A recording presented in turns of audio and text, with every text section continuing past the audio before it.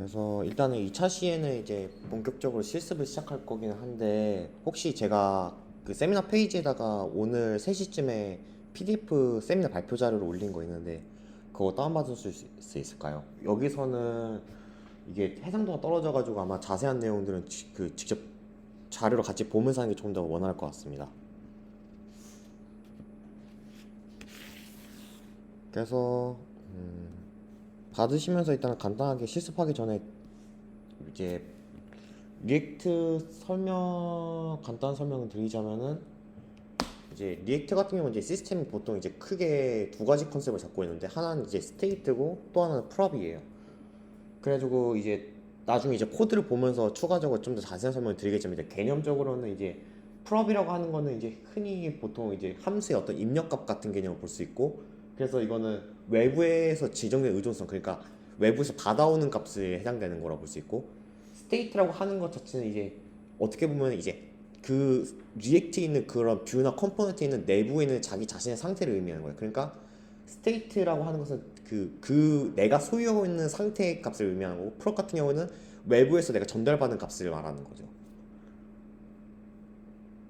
그리고 이제 리액트 같은 경우는 기본적으로 이제 자신의 스테이트가 변경됨을 스스로 알고 그걸 기반으로 업데이트하는 특성을 가지고 있고요.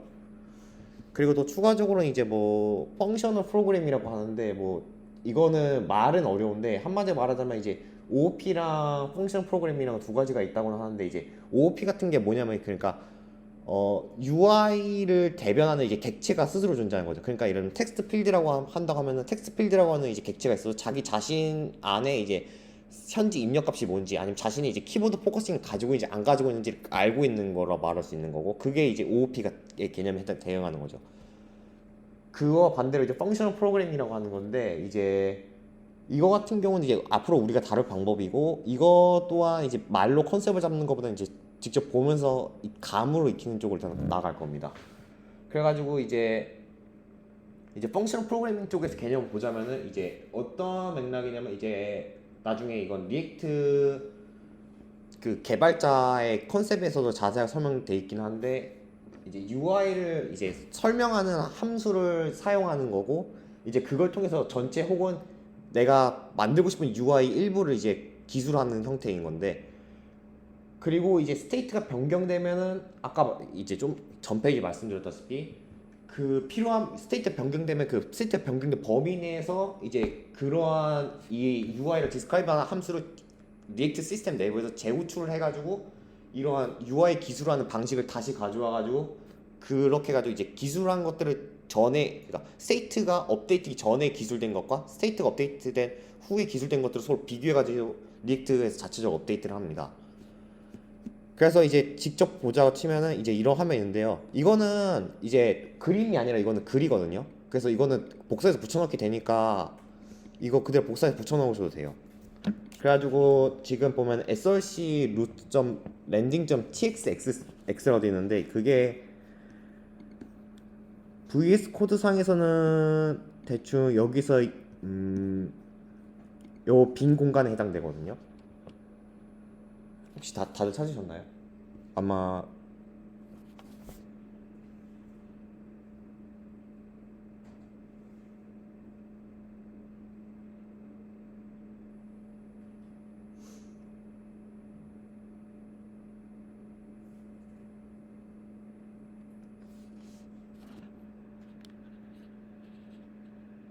혹시 못 찾으신 분 있으신가요?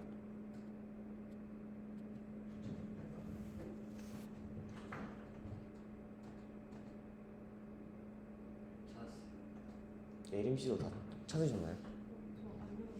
아, 알겠습니다.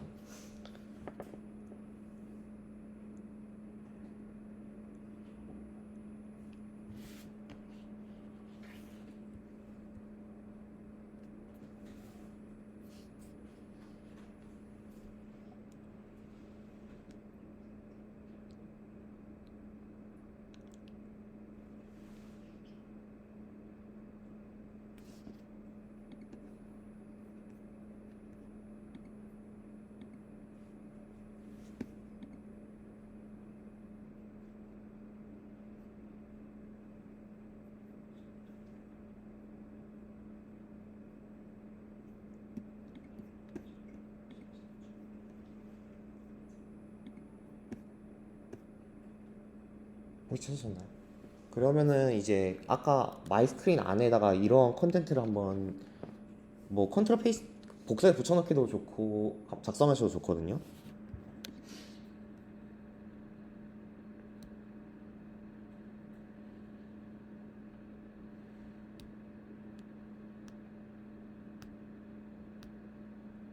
이걸 하고 이제 아마 제가 저번 시간 말씀드린 한번 그 뭐냐 VS 코드 상에서 이제 그 제가 만든 그 템플 프로젝트까지 한번 같이 실행까지 해보시면 좋을 것 같아요.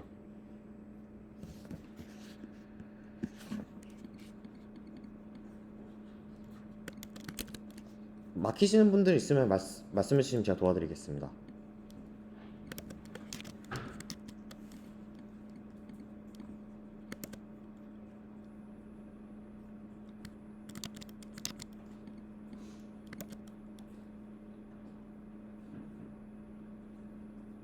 만약 하다가 이렇게 빨간불 뜨면은 그냥 여기서 퀵픽스 여기서 그냥 커서 갖다 댄 다음에 여기서 임포트라고 되어 있는 것들 눌러주시면 돼요.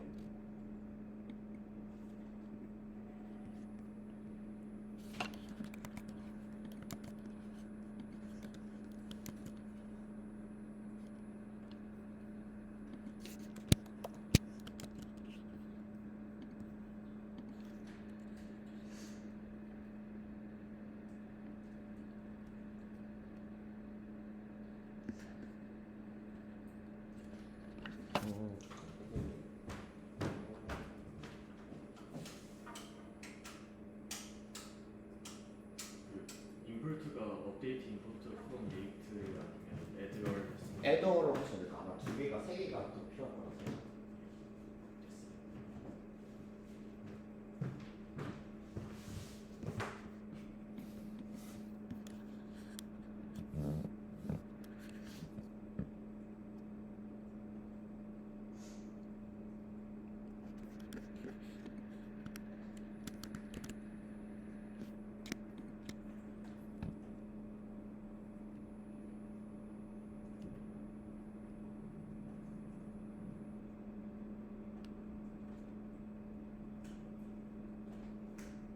되었나요? 네? 되었나요? 저만 치고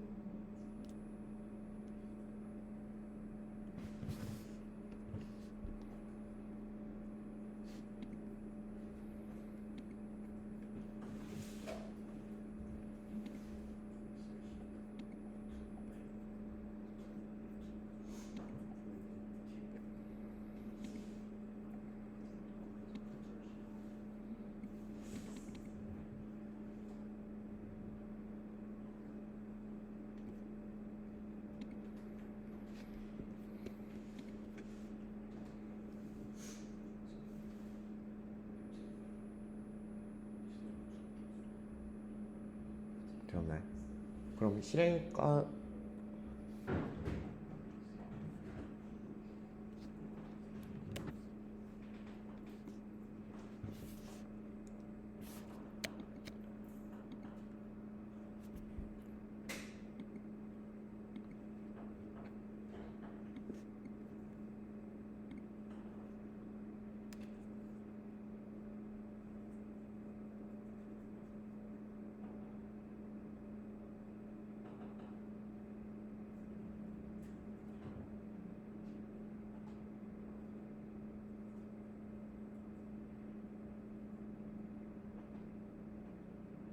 네, 일단은 그래서 만약에 이 화면 보게 되면은 이제 슬라이드 하나 추가된 걸 확인할 수 있는데요.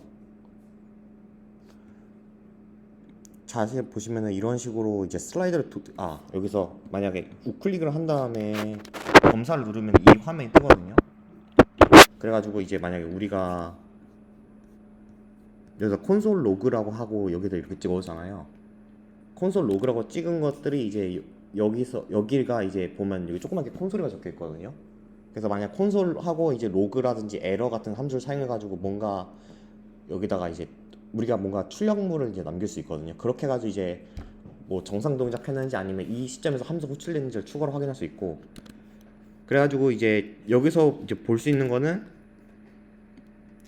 이렇게 이제 슬라이드를 드래그할 때마다 이제 여기서 숫자가 계속 증가하는 걸 볼 수 있는데요.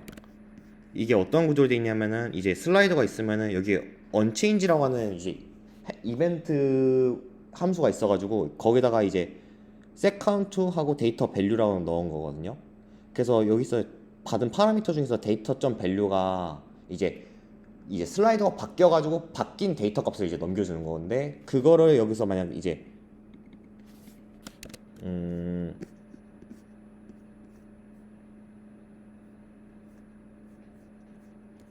그래가지고 보시면은 이제 뭐 이제 코드상에서 이제 setCount라고 이제 use state 자체는 이제 말 그대로 좀 그 첫 페이지에서 말씀드린 이제 스테이트를 만드는 함수이고요.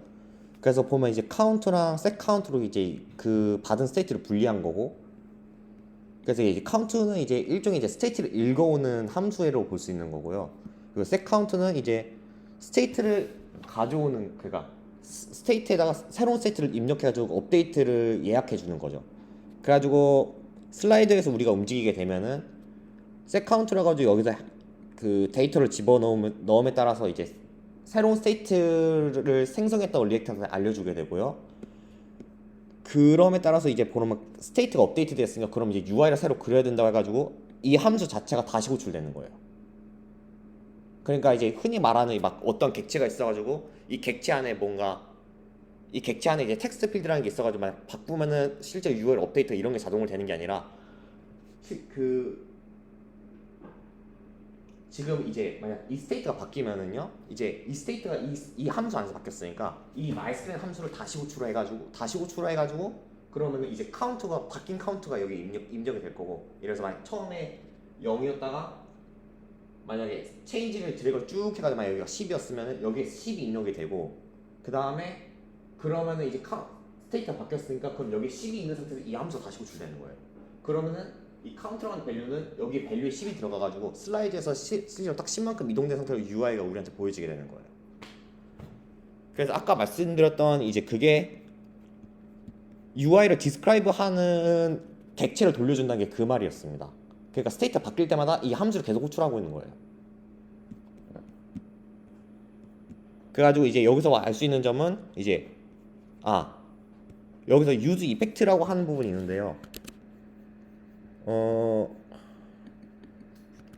이 use effect라는 것 자체는 그러니까 리액트 쪽에서 시스템에서 해당 스코프에서 그러니까 해당 위치에서 리액트 UI가 업데이트 됐을 때 이제 이 use effect 안에 있는 이제 함수를 실행시켜주는 일종의 그런 이벤트 핸들러라서, 그래가지고 실제로 이제 업데이트가 될 때마다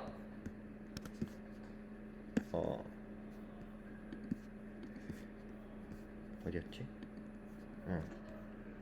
그래가지고 이제 저희가 실제 스테이트를 업데이트하고 그럼 UI가 업데이트되고, UI가 업데이트되니까 이제 아까 말씀드린 유즈 이펙트 쪽에서 렌더 마이스크린이라고 하는 이 로그가 찍히는 걸까지 추가로 확인할 수 있는 거예요. 만약에 반대로 이제 유즈 이펙트 밖으로 이렇게 꺼내면은 이런 식으로 주석 처리를 해가지고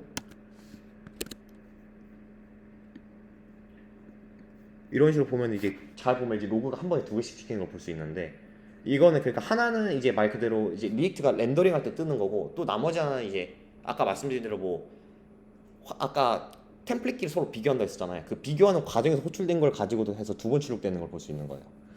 그래서 보통 이제 업데이트 될 때 한 번만 호출되기를 사람들이 기대하다 보니까 이제 보통 업데이트 될 때마다 체크할 때는 이제 이런 식으로 유즈 이펙트 안에 감싸기는 합니다. 근데 이제 그리고 이제 그래서 이제 했던 대로 이제 아마 파이썬 장고 세미나는 일단 대부분 다 한 번씩 해보신 거죠. 장고 써보셨고. 장고는 세미나는 안 듣고 예림 씨 같은 경우 장고 세미나 했던 건가요? 끝까지 안 했어요. 어쨌든 근데 이제 보면 HTML 템플릿이 있어가지고 거기다 뭔가 div를 쓰고 거기다 뭔가를 하면 바로 입력이 되잖아요.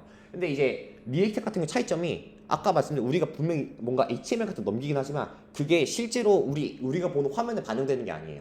그걸 리액트 안에서 품고 있다가 그걸 기반으로 이제 그거를 기반으로 이제 UI를 리액트에서 따로 그려주는 거예요. 그러다 보니 그리고 또 이제 스테이트가 변경 시에 그래가지고 제가 말씀드린 디스크라이브를 한다는 것 자체가 이거를 의미하는 거였어요. 그리고 이제 말 그대로 아까 로그 찍힌 거 보면 아시겠지만 스테이트가 변경됐을 때 필요한 범위 내에서 이제 UI를 업데이트한다. 그러니까 결론은 컴포넌트 함수 자체는 그러니까 리액트 쪽에서 업데이트가 필요하다고 판단이 되면 몇 번이고 그 자리에서 몇 번이고 재호출이 일어날 수 있다는 거죠.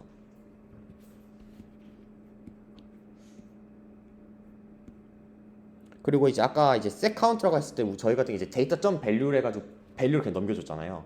근데 그게 아니라 이제 이런 식으로 이제 이전 값을 받고 이전 값이랑 비교해가지고 새로운 값을 리턴하는 식으로도 응용할 수 있어요. 그래서 이제 이런 거 같은 경우는 아마 일씩 증가하는 카운터는 일씩 감소하는 카운터로 쓴다고 하면 이제 이렇게 써야 되겠죠. 그리고 이제 부가적으로는 이제 아마 장고 같은 경우 보면은 장고에서는 뭐지? 장고에서도 이게 중괄호 썼었나요? 그 뭐지? 그 변수 같은 거 접근했을 때 이제 템플릿 문법에서 중괄호 썼었나요? 템플릿 문법으로 접근할 때 맞죠? 리액트도 마찬가지로 이제 그 템플릿 문법처럼 사용할 때 이제 이쪽에서 중괄호를 사용하는데 이제 그래가지고 중괄호를 썼다는 것 자체는 실제로 이제 HTML 스트링이 아니라 이제 그 리액트 실행 코드 내부에 있는 변수들을 참조한다는 의미예요. 그래서 중괄호를 열고 1 플러스 1을 하면은 이건 계산을 해가지고 2가 나오게 되고 그 다음에 뭐 문자열 2개를 중괄호 안에다 하면은 이제 얘네를 덧쓰면 결과가 나오게 되는 거죠. 그래가지고 이제 여기서 이제 밸류하고 이제 중괄호 열고 카운트를 한 거는 이제 여기 있는 이제 스테이트에 있는 카운트를 참조하게 되는 걸 볼 수 있는 거죠. 그리고 마찬가지로 보면 이제 뭐 언체인지 다음에 중괄호 열고 했던 게 있는데 이제 슬라이드 쪽에서 그것도 마찬가지로 이제 데이터하고 셋카운트 데이터를 받아서 셋카운트에다가 업데이트하는 그거를 언체인지라고 하는 값에다 넘긴 익스프레션으로 볼 수 있습니다. 아 그리고 제가 설명을 추가할 때 빠뜨렸는데 좀 전에 여태까지 제가 스테이트를 설명드렸잖아요. 근데 이제 우리가 썼던 여기서 보면 value라든지 unchanged 있잖아요. 이런 것들을 이제 리액트에서 풀업이라고 불리는 거예요. 그러니까 이제 제가 앞에서 설명드렸던 이제 입력값 또는 외부에서 가져오는 의존성이라고 말씀드렸던 게 이거에 해당되는 거죠. 그래서 슬라이드 같은 경우 저희는 이제 value랑 unchanged라는 풀업을 사용하고 있는 거고요.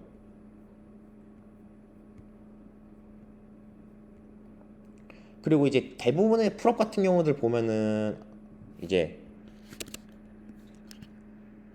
만약에 이런 식으로 여기 슬라이드로 이렇게 돼 있으면 여기 뭐라고 되게 뭐 긴 글이 적혀 있는데 아마 이제 윈도우 같은 경우는 이제 여기다가 아마 컨트롤을 누르면은 이런 식으로 뜰 거예요.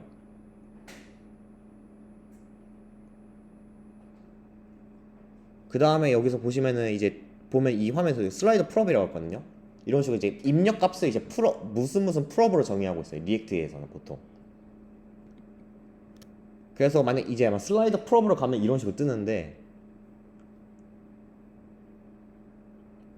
그래가지고 보면 뭐 디세이블도 이제 활성화 시킬지 뭐 비활성화 시킬지 그 다음에 이제 말 그대로 미니멈 맥시멈 말 그대로 최대치 최소치를 어떻게 결정할지 그런 것들까지 다 그런 것들을 이제 여기서 결정할 수 있다는 거죠.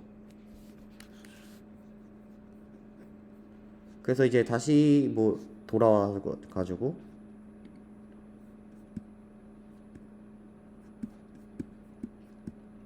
근데 이제 이런 식으로 아까 만대로 이런 식으로 아까 이름하고 타입으로 이렇게 지정돼 있지만 특수한 형태로 표현해야 되는 풀업도 있거든요. 그걸 바로 children이라고 해요. 지금 보면 이제 우리가 쓴 코드에서 보면 이제 div로 감싼 다음에 그 안에다가 이제 뭔가를 집어넣었잖아요.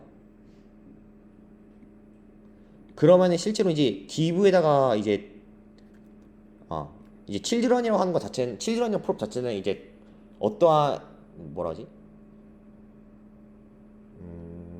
그러니까 이제 보통 div 블럭 사이사이에다 뭔가 엘리멘트 그 컨텐츠를 추가로 넣을 수 있잖아요. 그런 식으로 이제 내 안에다가 하위로 넣을 수 있는 컴포넌트들이 들어갈 자리를 의미하는 게 children이라고 하는 프롭이에요.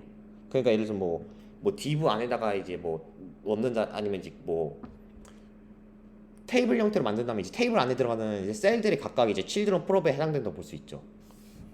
그래가지고 이제 표현식 자체는 이제 흔히 우리가 HTML 쓰듯이 이제 이런 식으로 연 다음에 이 안에다가 정의를 이렇게 집어넣는 거죠.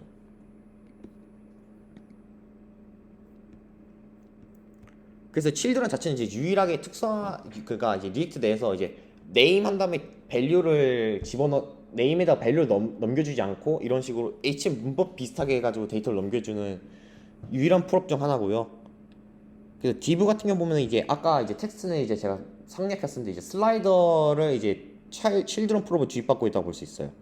그리고 특이한 점은 이런 식으로 슬라이더라고 하는 풀업 외에도 이제 뭐 흔히 알고 있는 슬라이더 같은 리액트 컴포넌트 말고도 이제 리액트 컴포넌트를 이제 리스트로 담아가지고 걔를 이제 넘겨줄 수 있어요. 그래가지고 그렇게 되면 이제 흔히 말하는 뭐 게시판 물 하면 이제 게시판 목록이잖아요. 그런 거 같은 경우 이제 이런 식으로 응용할 수 있겠죠. 그럼 이제 아까 말했던 우리는 이미 이제 그냥 정의되어 있는 풀업을 가져다 썼잖아요. 그래가지고 이번에는 그러니까 커스텀 컴포넌트 직접 정의해보고 거기다 한번 풀업을 붙여보는 쪽으로 할 거예요.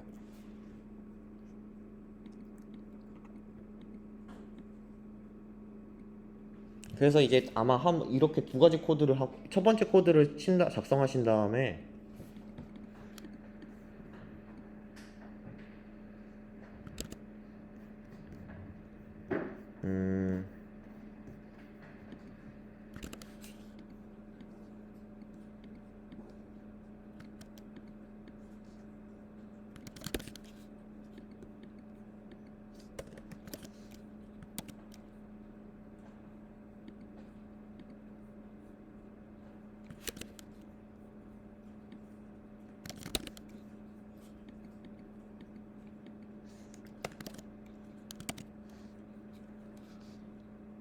대충 이런 식으로 만약 이렇게 스몰 스크린 풀업을 컴포넌트를 작성하신 다음에 이제 슬라이더 아래다 이렇게 넣어 보시고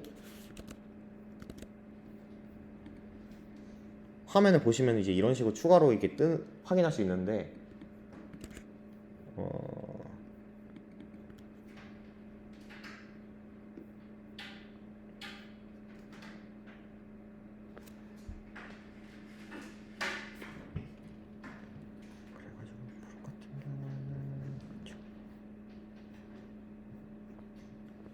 그래가지고 지금 보시면은 이제 그냥 이제 코드 설명을 간단하게 드리자면은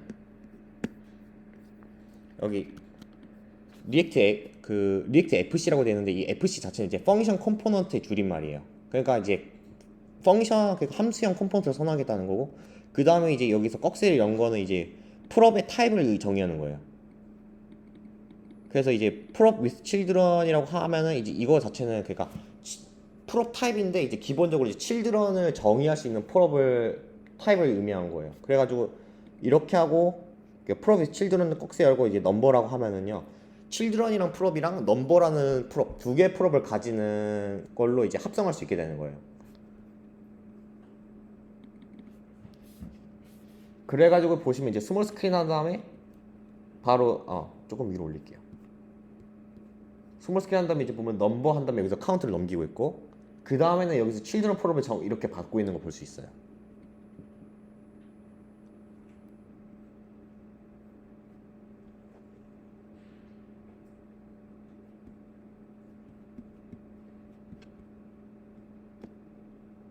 한번 그래가지고 그리고 만약에 이제 children 풀업을 받은 경우에는요, children 풀업을 정의한 경우 이제 이런 식으로 내가 원하는 위치에다가 이렇게 집어넣어 주시면 돼요. 사용할 때는. 만약에 이제 그럼 막 얘를 꾸미고 싶다고 하면은 이제 얘를 div 안에 넣는다. 그 div에다 막 이런저런 스타일링을 먹인 다음에 그렇게 넣으면은 이제 그런 형태로 정렬을 한다든지, 아니면 뭐 children이 내가 children 살짝 오버레이를 하든지 이런 식으로 좀 자유롭게 움직일 수 있겠죠. 그리고 마지막으로 이제 이런 식으로 조건부 렌더링을 할 수 있는데요.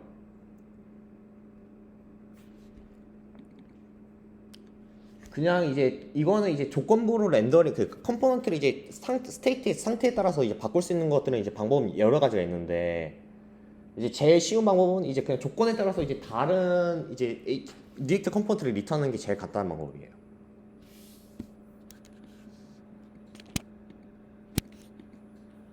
그래서 이거 같은 경우 말 그대로 그냥 이제 풀업에서 받은 넘버의 이제 크기에 따라서 이제 서로 다른 컴포넌트를 리턴하도록 이제 코드를 작성한 건데요.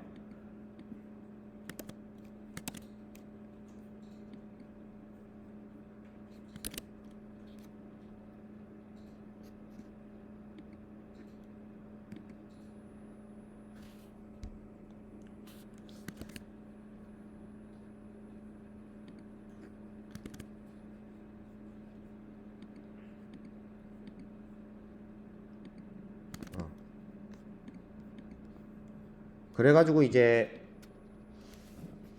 실제로 이제 이렇게 해서 쭉 올리다 보면 이제 막 이제 40이 넘어가면 이제 이제 위치가 바뀌는 걸 볼 수 있죠. 그리고 이제 뭐 40일 더 많이 넘어가는지 아예 안 보일 거고. 이제 뭐 지금은 제가 숫자로 했었는데 이제 예를 들어 가지고 뭐 유저의 유저한테서 뭐 입력을 받아가지고 이런 식으로 이제 중간에 이제 콘텐츠를 바꿔가지고 이제 다른 걸 보여줄 수도 있겠죠. 물론 이제 표현 방법은 이거 말고도 다양하긴 한데 이제 이게 제일 직관적인 걸로 같아서 일단 예제로 이것만 가져왔습니다. 아 그런데 이제 한 가지 이제 이런 식으로 if 문으로 리턴할 때 한 가지 단점은요. 유즈 스테이트는 이제 유즈 이펙트라고 되어 있는 것처럼 이제 흔히 말하는 훅이라고 하는 것들은 이제 이런 식으로 이 안에다 넣을 수는 없어요. 얘네들은 무조건 이제 항상 이제 가능하다면 이제 맨 위에 있어야 돼요. 조건부 만약에 그렇게 하지 않은 경우에는 아마 이제 그렇게 하지 않으면 이제 리액트 쪽에서 이제 훅은 무조건 항상 렌더링 돼야 된다고 하면서 이제 에러를 띄울 거예요. 그래서 그 점 하나 유의해 주시면 될 것 같고요. 혹시 여기까지 하면서 좀 제가 설명을 좀 어렵게 했다 싶거나 잘 이해가 안 되는 부분이 있을까요?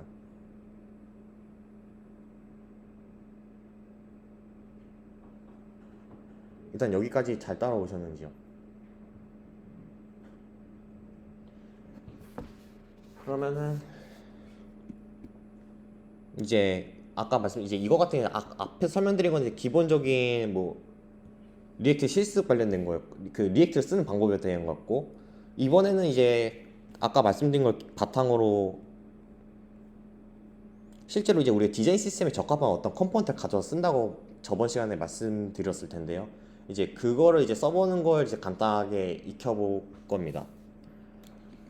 자세한 자료는 이제 여기에 다 적혀 있긴 한데요. 이제 요거를 페이지 열어보시면은 뭐 이런 사이트가 나오는데 여기서 이제 보시면 좋은 점은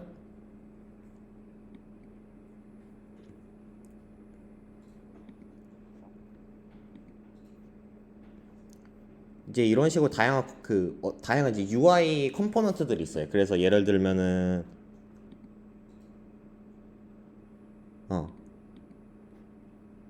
예를 들면 팝오버라고 해가지고 누르면 이제 이런 식으로 나오는 거. 그리고 여기 자시면 쇼 코드라고 있거든요.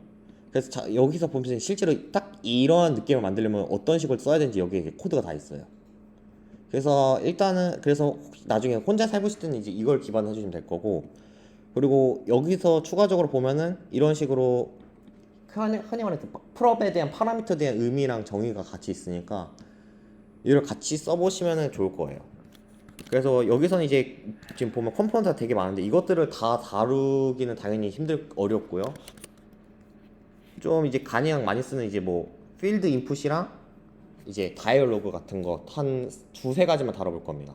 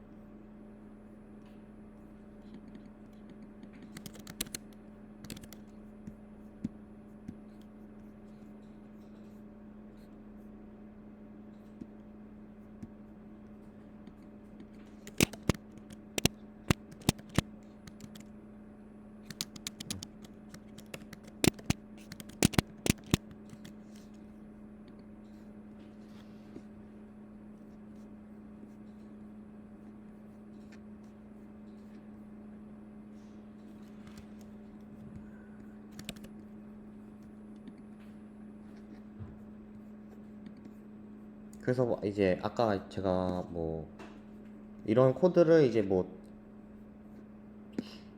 여기든 아니면은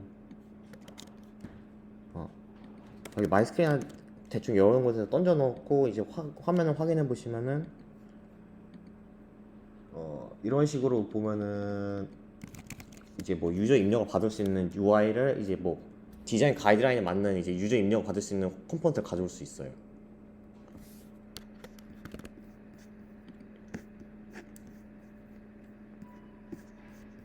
그리고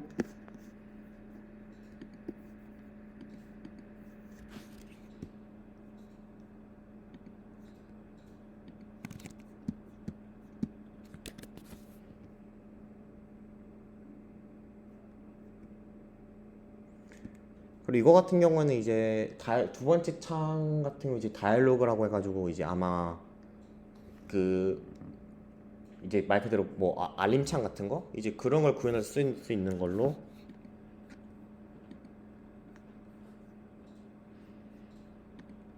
이런 식으로 뭐 이제 이거 같은 경우 이제 코드가 길어지다 보니까 뭐 어차피 이건 예제 코드라서 넘어갈 거고요. 그래서 보면은 이런 식으로 해서 화면 전체를 가려가지고 뭐 이제 ESC를 누르면 이제 꺼지게 할 수 있고 아니면 이제 뭐 이런 식으로 입력하는 것도 할 수 있고 물론 이렇게 해서 긴 거를 담을 수도 있고 뭐 유저의 입력을 받을 수도 있을 거고 뭐 다양한 방법을 사용할 수 있는데요.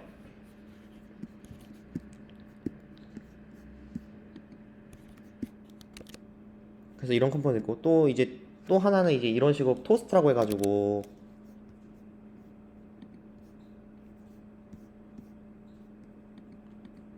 보시면 이런 식으로 이제 조그맣게 이제 메시지를 남기는 거 이제 그런 식으로 쓰이는 거죠. 보통 이제 뭐 알림 같은 거 조그맣게 뭐 댓글이 새로 달렸다든지 아니면 뭐 댓글이 새로 달렸다거나 쪽지가 왔다거나 하면 이런 식으로 사용할 수 있겠죠. 근데 이제 이거 같은 경우는 이제 이걸 그대로 가져다 쓰신 다음에 한 가지 좀 보셔야 될 게 있는데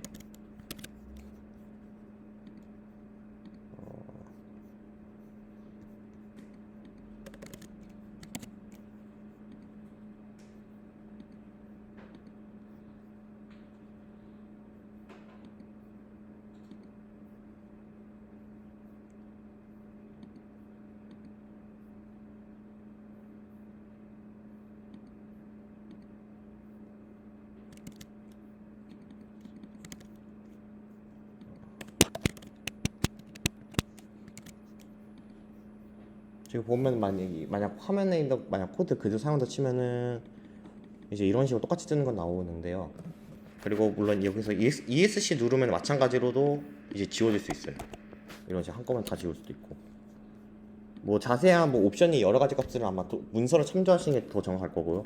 근데 여기서 이제 얼럿이랑 토스트랑 이제 둘 다 비슷하긴 하지만 뭐 사용에 따라 다르긴 한데 이제 토스트 같은 경우 한 가지 주의사항이 하나 있어요.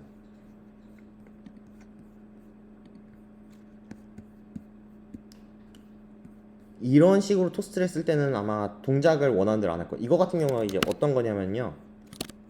만약 이런 식으로 토스트를 사용하게 되면은 이제 원하는 대로 동작이 하지는 않을 거예요. 이거는 이제 토스트에다 아까 사용했던 인풋 있잖아요. 그 인풋을 넣어서 토스트 메시지 안에서 막 유저가 입력할 수 있도록 만든 건데 이거를 이제 한번 실습 해보시면은요.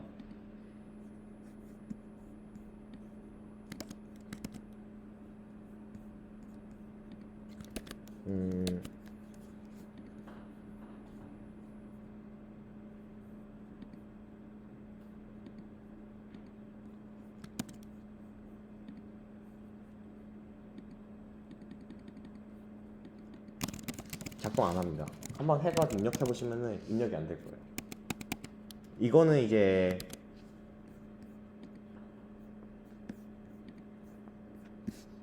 이것 또한 이제 리액트 시스템에 관련되어 있는 건데요. 아까 말씀드린 이제 상태가 바뀌면은 그 상태에 있어서 토스트 버튼을 호출한다고 했잖아요. 근데 토스트 버튼을 호출하는 거지 얘를 호출하는 게 아니에요. 그러니까 이제 토스트라고 해가지고 여기 해당되는 이 버튼은 업데이트가 되지만 이제 토스센터에서 만든 이 리액트 컴퓨터 얘가 업데이트 안 돼가지고 밸류가 안 바뀌는 거예요. 그래가지고 메시지를 해가지고 스테이트는 업데이트 됐지만 이제 얘는 바뀌지 못하는 거죠. 그래서 토스트 같은 경우 이제 이런 식으로 해가지고 이런 주의사항이 있다. 그래서 요거를 추가로 주의해 주시면 될 것 같아요.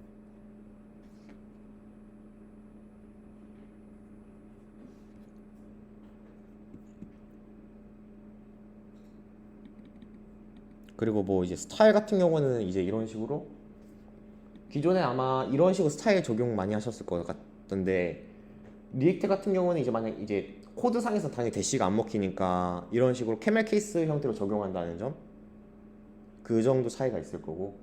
또 하나 이제 클래스라고 하는, 클래스 한 다음에 이제 그 뭐 이름, 그 클래스 이름 지정해가지고 쭉쭉 넣었잖아요. 근데 그거 대신에 이제 클래스 네임 한 다음에 이런 식으로 지정해줘야 된다는 거. 근데 클래스 네임 같은 경우도 기본적으로 아까 말씀드린 풀업의 일부로 취급이 되기 때문에 여기서 막 클래스 이름 막 주기적으로 막 상태 쳐서 바꿀 수도 있어요. 그래서 이런 식으로 해가지고 뭔가 스타일을 묶어서 처리할 수 있을 거고.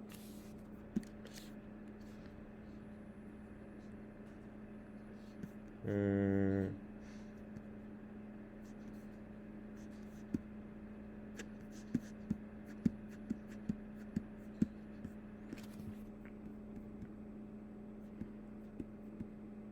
근데 이제 뭐였지?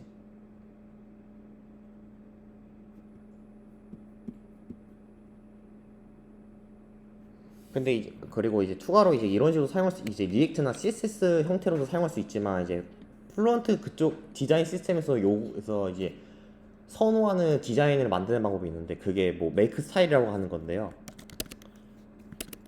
이제 이런 코드를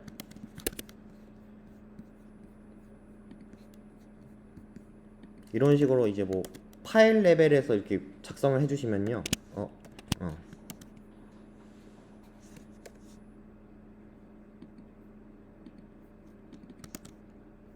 작성하고, 음,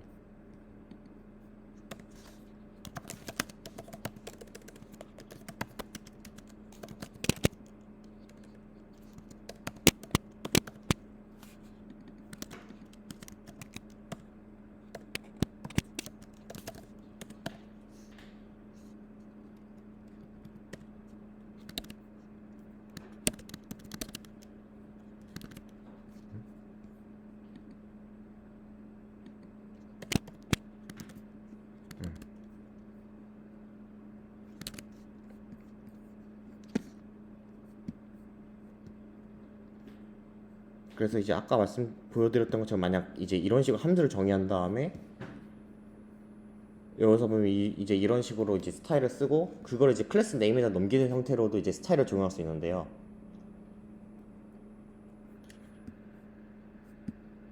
이렇게 해가지고 사용하는 거 같은 경우는 이제 뭐 이제 사용하는 입장에서 보면 큰 차이는 없어요. 예를 들어서 뭐 아까 클래스를 사용해가지고 CSS를 통해서 정의를 하든, 아니면은 그 아까 말한 그 스타일에다가 이런 식으로 오브젝트를 이제 키 밸류 매핑 형태로 이제 스타일을 집어넣든 큰 차이는 없는데, 이제 한 가지 차이점이 뭐냐면은 아까 메이크 스타일 통해서 만드는 실제로 클래스 네임이라는 스트링 값 자체는 약간 랜덤한 스트링이에요.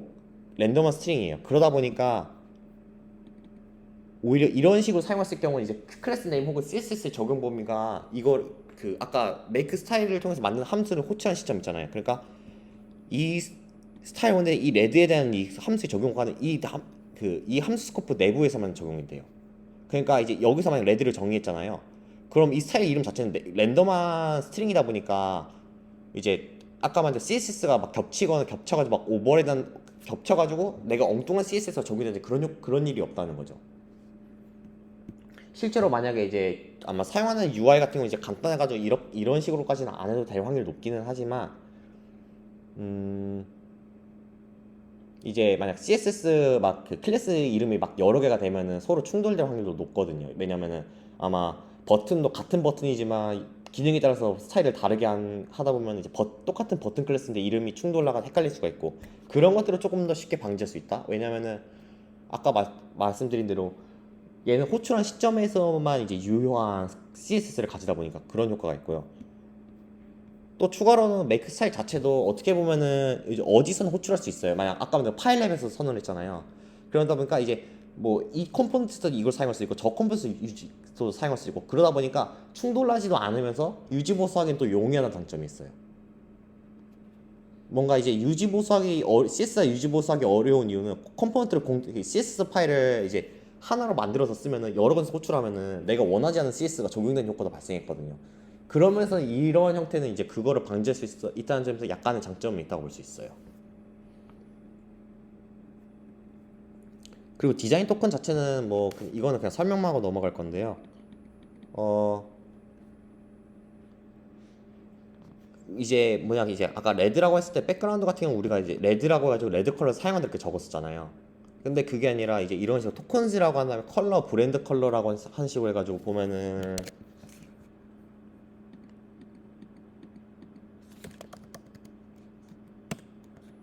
이런 식으로 이제 여러 가지 속성이 나오는데 이제 보면은 이제 컬러도 있고 아니면 이제 보더 레이디어스라 가지고 보더 이제 테두리를 더 둥글게 할 거지 더 굵게 만들지를 표현할지 그 다음에는 이제 뭐 버튼의 상태 있어서 누른 상태 아니면은 링크를 눌렀는지 버튼을 눌렀는지 아니면은 뭐 드롭다운을 눌렀는지 뭐 그런 거에 대한 기본적인 디자인에 대한 컬러 색상에 대한 매핑을 들고 있는 정보예요. 그래가지고 가능하다면은 이제 이런 식으로 이제 명시적으로 이제 레드, 블루 아니면은 뭐 컬러 코드 값을 입력하는 것보다는 이런 식으로 토큰 한 다음에 뭐 컬러 점 브랜드 컬러를 쓴다든지 브랜드 백그라운드를 쓴다든지 아니면은